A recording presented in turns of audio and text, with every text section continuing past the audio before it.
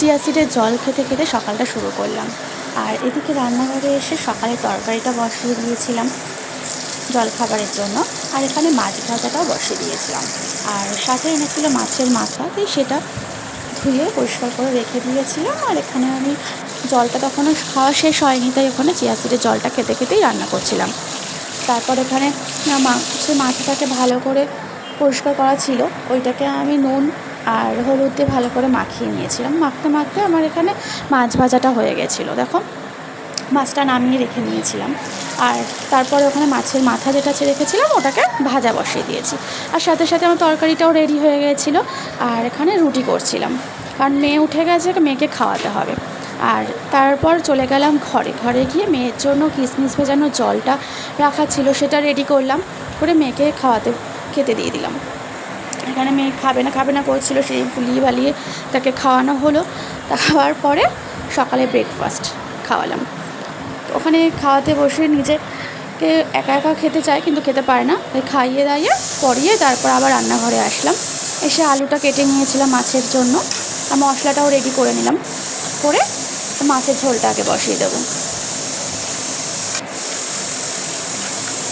এখানে জিরে আদা বাটা, নুন হলুদ লঙ্কা বাটা এটাই ছিল মশলায়। তারপরে তেল গরম হওয়ার পর মশলাটা দিয়ে দিলাম, কষাচ্ছিলাম মশলাটাকে ভালো করে। আগে কষানোর পরে এই মশলার মধ্যে আমি ভাজা আলুটা দিয়ে দিলাম, আলু ভাজা যেটা ছিল আমার, সেটা দিয়েও ভালো করে কিছুক্ষণ কষিয়ে নিয়েছিলাম।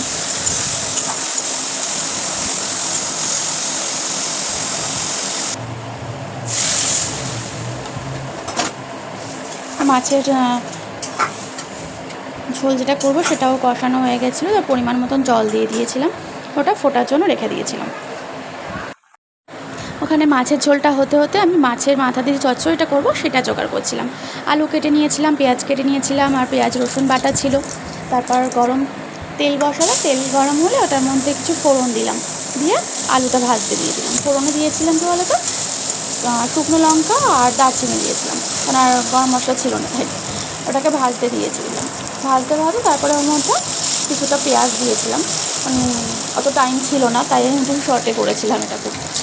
পেঁয়াজটা ভাজা হওয়ার পরে ওখানে মশলা দিয়ে দেখো, এখানে মাছও হয়ে গেছিলো। আমার মাছের ঝোল যেটা বসিয়েছিলাম মাছটা দিয়ে দিয়েছিলাম, ওটা হতে হতে ওটাখানে পেঁয়াজ আলুটা ভাজা হচ্ছিলো।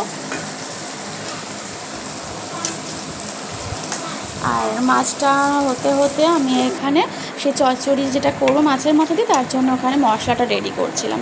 রেডি করতে করতে আমার আলু ভাজাটাও কমপ্লিট হয়ে গেছিলো। ওখানে মশলাটা দিয়ে দিলাম, তারপর দিয়ে ওটাকে বেশ কিছুক্ষণ ধরে কষাচ্ছিলাম।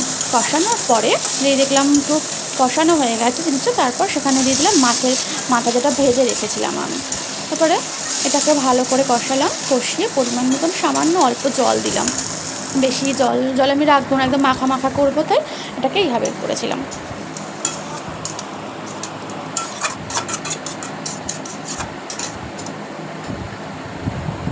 তারপরে রান্নাবান্নার শেষে আমি পরিষ্কার করে সব কিছু চলে গেলাম মেয়ের কাছে আবার। তো এখনকার মতন আমার ব্লগটা এখানেই শেষ করছি, পরে আবার কোনো এক ব্লগ নিয়ে তোমাদের কাছে চলে আসবো। এতক্ষণ টাটা, বাই বাই।